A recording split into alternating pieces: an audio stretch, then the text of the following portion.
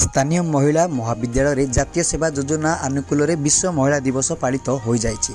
कॉलेजर अध्यक्ष रविशंकर शतपथी मार्गदर्शन और अध्यापिका राजश्री दास सभापतित्व आयोजित यह कार्यक्रम में एनएसएस उपदेष्टा अध्यापक विजय कुमार राम कार्यक्रम संयोजना करते। जातीय सेवा योजनार प्रोग्राम ऑफिसर डॉक्टर राजेंद्र मंडल विश्व महिला दिवस पालन में उद्देश्य अभिमुख्य संपर्क में आलोकपात करते।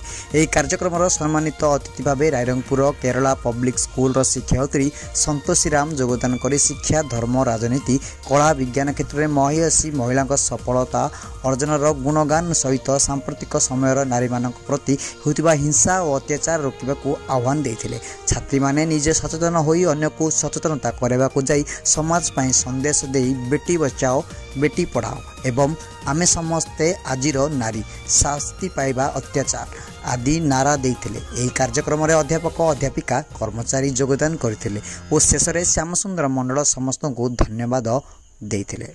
रायरंगपुर श्यामल प्रधान रिपोर्ट दिग्दर्शन न्यूज।